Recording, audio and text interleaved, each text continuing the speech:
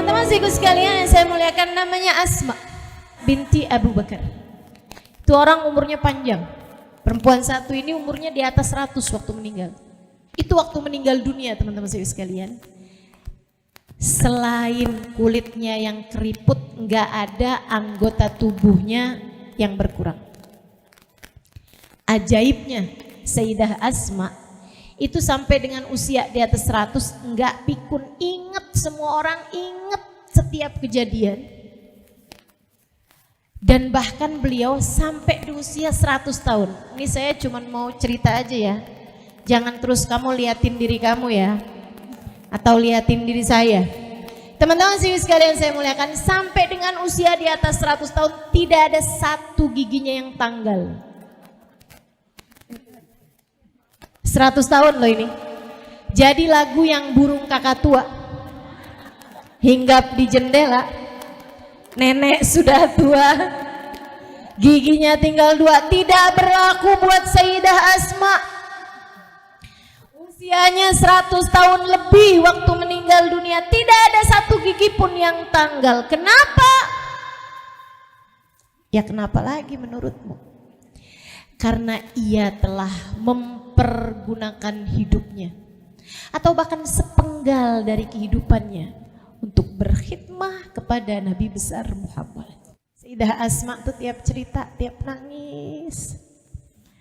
Udah jauh di masanya Nabi Muhammad lewat, masanya Sayyidina Abu Bakar lewat, masanya Sayyidina Umar lewat, Sayyidina Utsman lewat, Sayyidina Ali lewat, masanya Sayyidina Husain, masanya Muawiyah. Beliau meninggal dunia di masanya Khalifah Marwan bin Malik. Itu masa yang sangat jauh sekali. Teman-temannya udah pada meninggal. Sayyidah Asma nih tua sendirian, yang lain-lain udah pada meninggal semuanya. Adiknya Sayyidah Aisyah dengan segala keceriaannya sudah meninggal dunia. Ibunya Rumman, kemudian ayahnya Sayyidina Abu Bakar, suaminya Zubair bin Awam. Semua orang-orang yang beliau cintai udah meninggal dunia, dan terutamanya yang beliau sangat cintai, Sayyiduna Muhammad sallallahu alaihi wasallam. Pernah satu waktu Sayyidah Asma itu melakukan sesuatu hal buat Nabi Muhammad. Apa itu? Nganterin makanan. Kapan? Saat Nabi Muhammad bersembunyi di dalam gua Hiro, mulu taunya. Ini kalau ujian nih salah semua, kagak naik kelas nih. Gua Thur.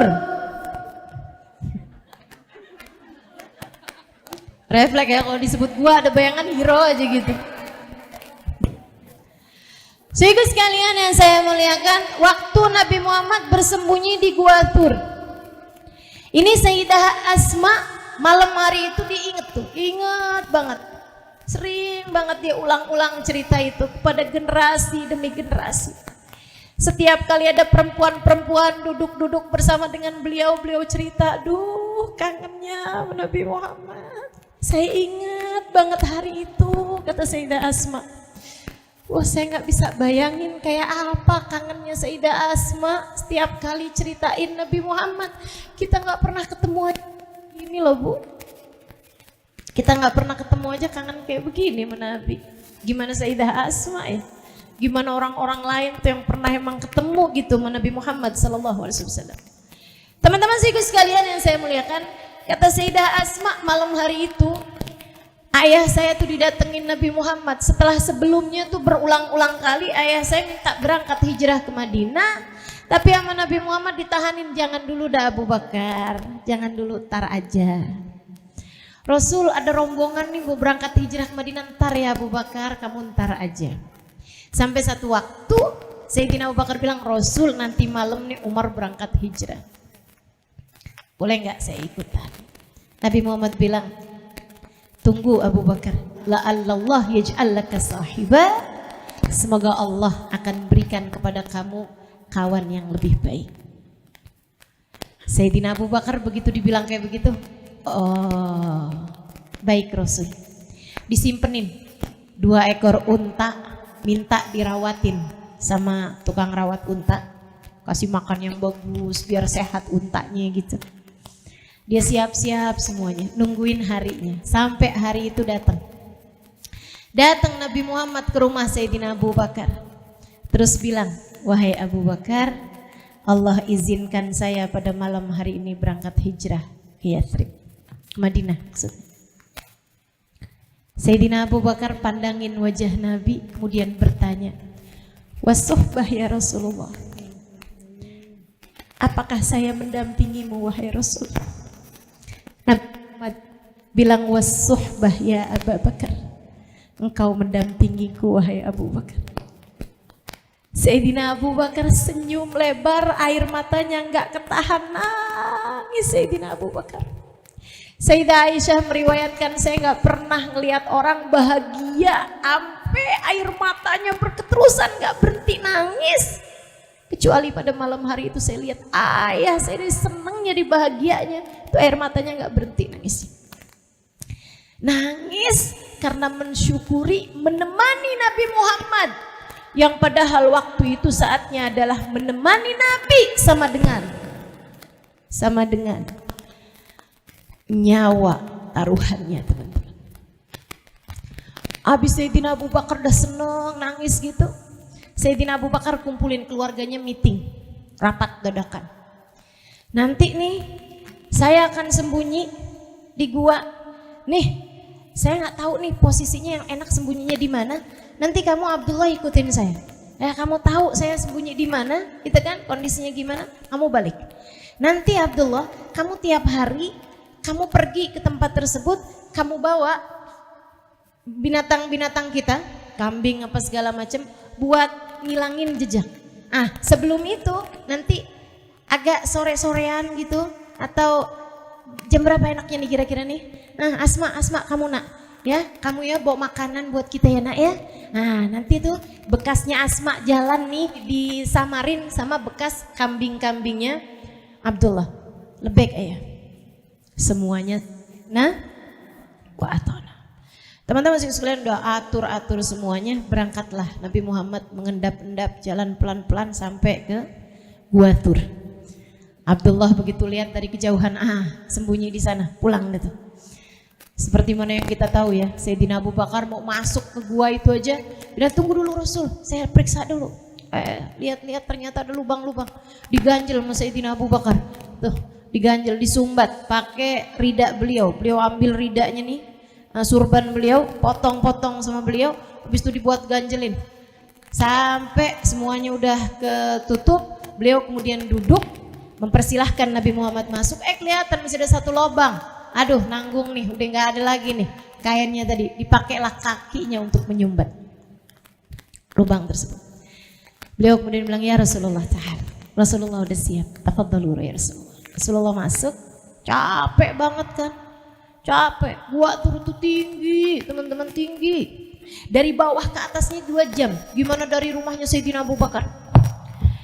Habis itu Nabi Muhammad, Sayyidina Abu Bakar bilang, Rasul kalau kau capek tiduran aja di pangkuanku sini. Nabi Muhammad nurut, tiduran di pangkuannya. Itu teman-teman, begitu dah Nabi Muhammad lagi tiduran di pangkuan situ, beneran tuh ulernya keluar.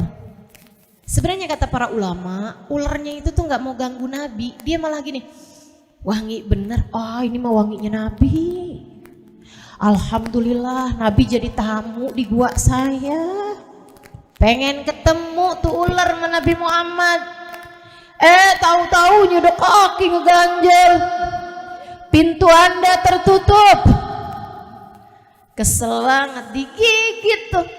Subhanallah, ular menggigit karena cinta. Sayyidina Abu Bakar digigit ular, ditahanin sakitnya karena cinta. Adakah di antara kita yang ketika digigit binatang berbisa sempat mikir teriak apa enggak enaknya ya? Gak ada. Teriak itu perkara spontan. Tapi dari gedenya cinta Sayyidina Abu Bakar sampai yang spontan gak jadi spontan. Yang spontan pun mampu beliau tahan. Kenapa? Engkau menahan sakitmu wahai Sayyidina Abu Bakar sampai engkau tidak berteriak, atau bahkan sampai engkau tidak menjadikan kakimu itu kamu gerakkan biar nggak digigit sama si ular. Sayyidina Abu Bakar, aku takut jika aku menggerakkan kakiku atau aku berteriak, Nabi Muhammad terbangun dari tidur. Cinta model apa itu yang sampai rela mati digigit ular berbisa hanya agar tidurnya sang kekasih tidak terganggu? Ini cinta kelas langit ketujuh sih menurut saya. Ini cinta yang luar biasa tingginya teman-teman. Kita sih kayak gimana cintanya sama Nabi? Lapar aja, ngantuk tidur aja, bukan begitu? Capek istirahat aja gitu. Kita model cinta kaleng-kaleng mah ini yang dipunya sama mereka ini baru namanya cinta yang enggak kaleng-kaleng. Saudaraku sekalian yang saya muliakan, besokannya beneran malam hari itu selain Sayyidina Ali tidur di tempat tidurnya Nabi, ini orang dengan cinta yang enggak kaleng-kaleng semuanya nih. Sayyidina Ali tidur di tempat tidurnya Nabi, selimutan pakai selimut Nabi, suruh tutupin sampai ke kepalanya teman-teman. Biar orang ngirain kalau Nabi Muhammad masih lagi tidur gitu. Habis itu pagi-pagi mereka tahu bahwasanya Nabi Muhammad ternyata udah jalan, disamperin dong rumahnya Sayyidina Abu Bakar. Tanyain, di mana Muhammad? Di mana bapak kamu Abu Bakar? Semuanya bilang saya nggak tahu. Abu Jahal deketin Asma yang saya lagi cerita, perempuan. Abu Jahal itu badannya gede teman-teman, mukanya ganteng.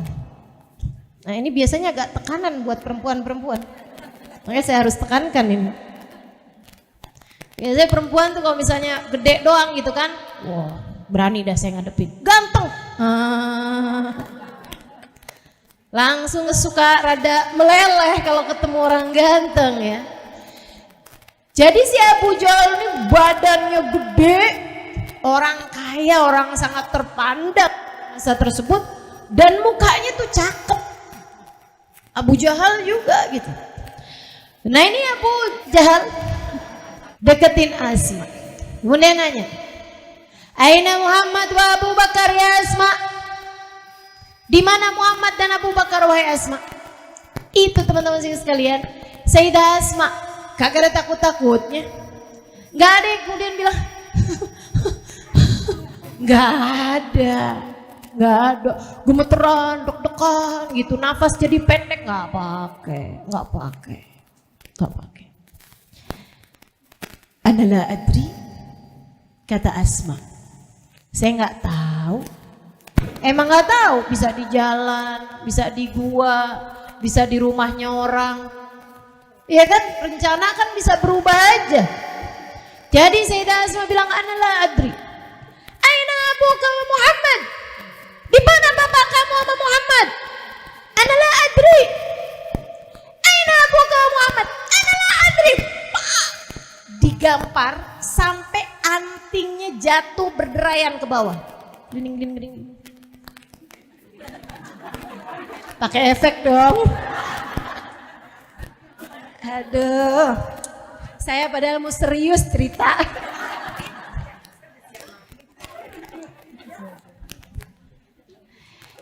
Tuh teman-teman saudaraku sekalian, telinganya pernah digampar karena Nabi Muhammad.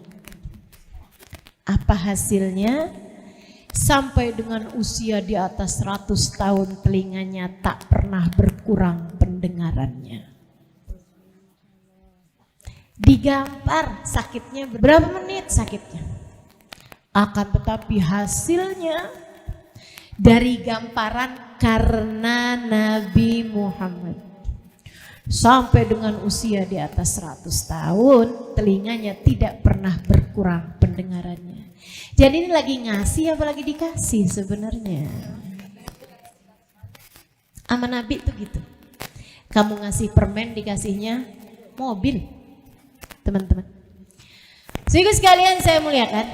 Akhirnya besoknya seperti yang udah dirapiin sama ayahnya Sayyidina Abu Bakar. Sayyidina Abu Bakar sembunyi di gua Thur sama Nabi Muhammad alaihissalam. Kemudian Abdullah tuh bawain kambing-kambingnya kayak mau gembalain, padahal ngasih kabar berita tentang orang Quraisy. Jadi nyelip ke gua, kemudian ngasih kabar berita sama Sayyidina Abu Bakar sama Rasulullah, kemudian keluar lagi digembalain kambingnya. Nah, Asma di antara waktu tersebut berangkat bawain makanan. Makanannya dibikinin sama Ruman, teman-teman saya sekalian, sama Sayyidah Asma juga. Makanya itu salah satu sebab kenapa giginya nggak pernah tanggal. Bikinin makanan buat Nabi Muhammad. Giginya dipakai, nyobain makanannya pas apa enggak buat Nabi Muhammad. Sepanjang hidup sampai di usia di atas 100 tahun giginya nggak ada yang tanggal. Masya Allah. Lagi ngasih apalagi dikasih. Lagi dikasih. Teman-teman saya sekalian berangkat nih, bawa nih 2 tempat tadi itu. Saya sekalian akhirnya kerepotan bawa 2 tempat, kagak bawa iketan nih, lupa. Buru-buru kali, biasa kan urusannya cewek-cewek ini suka panik kan. Kalau ngelihat saya aja suka panik pengen salaman. Sekalian curhat nih saya. Kenapa sih Bu mesti begitu? Ayo nih. Kenapa mesti begitu? Jangan dong, saya sampai merasa gitu. Kayak semut. Semut kalau ketemu kan salaman mulu ya. Padahal sering saya bilangin tuh, semut tuh kalau ketemu nggak lagi ngapain? Lagi kaget, lah kok mirip. Temu lagi lah kok mirip gitu. Jadi nggak usah lah ya, nggak usah kayak gitu.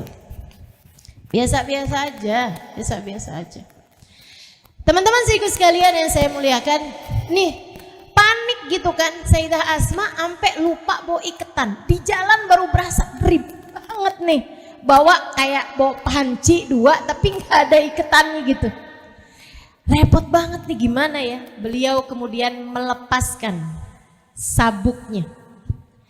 Melepaskan sabuknya dari kain sabuknya, kemudian dicari barang tajam, kainnya itu kemudian sobek, dirobek jadi 2 bagian, satu diikat ke yang satu diikat ke yang satu. Sekarang gampang bawa.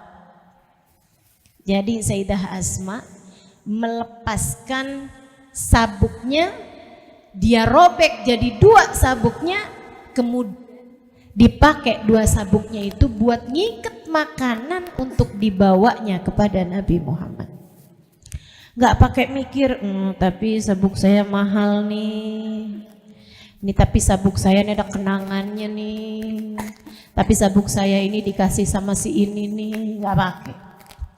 Buat Nabi Muhammad.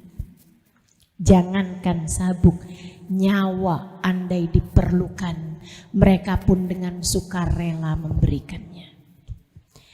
Sampai kemudian dengan susah payah nyampe juga ke gua. Kasihin pada Nabi Muhammad, ditatain di hadapan ayahandanya sama Nabi Muhammad alaihissalam. Nabi begitu ngelihat Sayyidah Asma ngelepas-lepasin sabuknya, yang udah nggak bisa dibikin sabuk lagi, orang udah robek gitu ya. Nabi lihat, apa tuh Asma? Sabuk saya ya Rasulullah. Kenapa gitu? Lupa bawa iketan, susah bawanya ternyata. Jadi ya udah aja saya robek sabuk saya Rasul buat ngiketin makanan ini. Lagi ngasih sama Nabi Muhammad. Tapi dengerin nih yang dikasih sama Nabi Muhammad.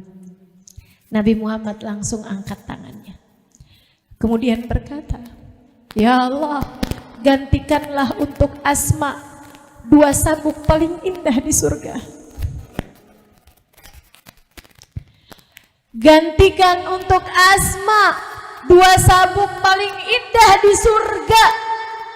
Teman-teman saudaraku sekalian, ini sih kayaknya bukan ngasih permen dibalas mobil lagi ini. Ini sih ngasih permen dibalas pulau. Luar biasa, gantinya nggak sepadan. sabuk berapa harganya digantikan sama Allah Subhanahu wa taala 2 sabuk paling indah buat Asma di surga nanti, teman-teman. Kalau kamu dan saya beruntung, kita akan lihat nanti seperti apa 2 sabuknya Sayyidah Asma hasil doa Nabi Muhammad sallallahu alaihi wasallam. Apapun yang kamu berikan buat Nabi Muhammad, pada hakikatnya kamu tidak sedang memberi, akan tetapi sedang diberi. Maka jangan pernah hitung-hitungan sama Nabi Muhammad. Jangan pernah hitung-hitungan sama Nabi Muhammad. Jangan pernah main hitung-hitungan sama Nabi Muhammad. Pantes nggak pantes. Apalagi kalau kamu modelannya kayak begini nih, saya baca sholawat buat Nabi Muhammad biar rezeki saya lancar. Itu mah kamu bukan lagi ngasih, tapi kamu lagi minta. Kemudian kamu merasa bahwa kamu telah banyak berkorban kepada Nabi Muhammad. Nggak ada. Boleh nggak tuh Ustazah? Bolehnya mah boleh-boleh aja, teman-teman. Nabi manusia dermawan. Tapi itu namanya kamu bukan sedang melakukan sesuatu untuk Nabi, akan kamu sedang memanfaatkan Nabi untukmu. Kan begitu? Gitu ya? Boleh. Ada sholawat yang kamu baca di saat kamu sakit biar cepat sehat. Boleh, boleh. Silakan aja. Tapi apakah kalau udah sembuh kamu berhenti bersolawat? Ya kan enggak gitu. Ada sholawat yang kamu minta, ya Allah semoga dengan keberkahan sholawat ini Allah kasih kesembuhan pada saya. Itu iya. Akan tetapi bukankah sebaiknya ada banyak, ada lebih banyak sholawat-sholawat yang kamu baca. Kamu ngarep apa? Enggak ngarep apa-apa, saya cuma cinta aja. Kenapa kamu selalu sebut-sebut namanya? Karena tak ada yang lebih indah untuk disebut namanya lebih daripada Nabi Muhammad. Kenapa sih seneng banget hadir-hadir maulid? Ya ampun. Karena nikmatnya hadir di majelis maulid, nikmatnya menyebut-nyebut namanya, nikmatnya mendengar cerita tentangnya adalah kenikmatan yang saya rasa tersisa dari dunia ini. Surga nikmatnya kalau ada di atas muka bumi ini, nikmatnya ada pada majelis-majelisnya Nabi besar Muhammad. Betul gak? Betul gak? Maka teman-teman saya sekalian, yuk jangan pernah hitung-hitungan sama Nabi Muhammad. Bikin majelis maulid kayak begini nih, aduh gimana ya, berapa biayanya ya? Ada nggak usah, nggak usah. Jangan pakai main hitung-hitungan sama Nabi Muhammad. Jangan. Waduh jadwal saya nih segini banyaknya nih, ini maulid semuanya nih, ya ampun capek saya, kapan istirahatnya? Alimah nggak usah hitung-hitungan sama Nabi Muhammad. Nggak apa-apa. Capek-capek dikit nggak apa-apa. Lelah-lelah dikit nggak apa-apa. Sakit-sakit dikit ya nggak apa-apa. Bukankah yang kita harapkan dari Nabi Muhammad dan yang akan diberi oleh Nabi Muhammad jauh lebih banyak daripada itu. Teman-teman saya sekalian yang saya muliakan, yuk deketi Nabi Muhammad. Kedekatan padanya tak akan membuatmu kecewa. Yuk lakukan sesuatu buat Nabi Muhammad. Ustazah lakuin sesuatu buat Nabi Muhammad gitu doang tuh. Hadir maulid, baca sholawat. Bukan. Semua yang kamu lakukan mengikuti sunnahnya Nabi Muhammad, kamu lakukan buat Nabi Muhammad, sama aja kayak yang tadi saya sampaikan. Bahkan sekedar kamu ajarin anakmu biar punya rasa kepada Nabi Muhammad, itu bagian dari kamu memberikan anakmu kepada Nabi Muhammad. Teman-teman, kamu lihat ada umat Nabi Muhammad yang sedang kesulitan. Kemudian kamu berpikir, ya Allah, nih kalau Nabi Muhammad masih ada, pasti Nabi Muhammad akan berupaya membantu orang tersebut. Maka kamu pun yang kamu punya dari harta kamu sedekahkan. Ada pondok-pondok pesantren yang kekurangan misalnya, ya, kamu pun kemudian punya sedikit harta, kamu tuangkan kepada mereka untuk mendidik orang-orang, untuk menjadi tambahan tambahan biaya pendidikan buat mereka, menjadikan mereka semakin dekat sama Nabi Muhammad. Kamu telah berbuat sesuatu buat Nabi Muhammad. Apapun aja yang kamu lakukan dari kebaikan-kebaikan, niatin itu untuk Nabi Muhammad. Bahkan kalau saya ingat-ingat sih ya, kamu misalnya lagi dimarahin suami, diomelin suami, kamu bisa banget mau jawabin gitu. Dia sebut nama salah satu yang ada di kebun binatang, kamu bisa aja jawabin. Emang kamu aja yang tahu nama-nama binatang? Saya juga. Bisa, teman-teman saya sekalian. Akan tetapi kamu ingat hadisnya Nabi Muhammad. Kalau ada perempuan sholatnya benar, puasanya benar, dia taat, dia baik, dia hormat, dia rapi sama suaminya, sampai dia meninggal dunia dalam keadaan suaminya ridho kepadanya, maka nanti lihat, dia boleh pilih mau masuk surga dari pintu manapun yang dia inginkan. Setiap kali dia mau jawabin ucapan suaminya, diingat-ingat, ya ampun, surga nih sama Nabi Muhammad. Saya nggak mau batalin dah. Saya nggak mau batalin. Saya nggak mau batalin tiket surga yang dikasih Nabi Muhammad buat saya sebagai seorang istri. Maka dia sabar, dia senyum aja, suaminya bilang begitu. Dia senyum aja. Suaminya nanya, kamu kok senyum-senyum gitu? Senang jadi istri kamu, Bang. Kamu tuh, Bang, lagi baik, lagi marah, tetep aja cakep. Bisa nggak begitu ya? Ini saya ngomong doang nih. Masya Allah, sambil minta kepada Allah buat bisa ngamalinnya. Sehingga sekalian yang saya muliakan, itu artinya kamu menahan diri untuk Nabi Muhammad.